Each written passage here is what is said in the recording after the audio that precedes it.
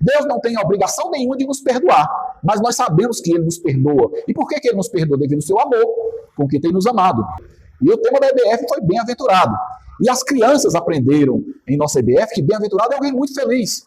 Mas é muito feliz mesmo. Por que tanta felicidade? Porque recebeu uma graça de Deus. Porque recebeu uma bondade de Deus. Deus não tem obrigação nenhuma de nos perdoar, mas nós sabemos que Ele nos perdoa. E por que Ele nos perdoa? Devido ao seu amor, com que tem nos amado.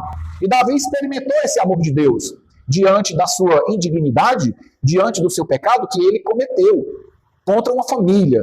Quem estuda bem o Salmo 32 vai compreender que Davi está pedindo perdão por um pecado que ele cometeu contra uma família, a família de Urias. Ele mandou Urias para uma guerra.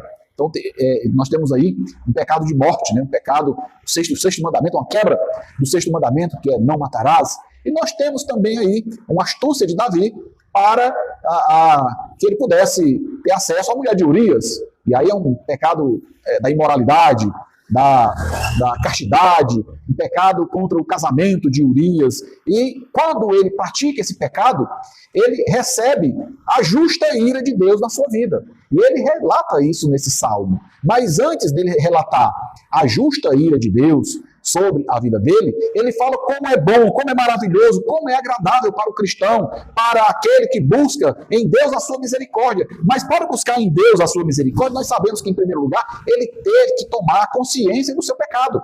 Ele toma consciência do seu pecado, ele confessa o seu pecado, e diante disso, ele recebe a graça misericordiosa de Deus. E ao receber a graça de Deus, nós temos, em primeiro lugar, a primeira lição aqui.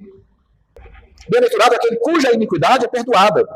Ele fala dele mesmo. Ele fala aqui de um perdão individual. Nós sabemos que Deus pode perdoar o pecado de uma pessoa, Ele pode perdoar o pecado de uma família, Ele pode perdoar o pecado, inclusive, de uma nação. A palavra de Deus nos ensina que feliz é a nação cujo Deus é o Senhor. E assim, ele fala que feliz é aquele cuja iniquidade é perdoada e o pecado é coberto.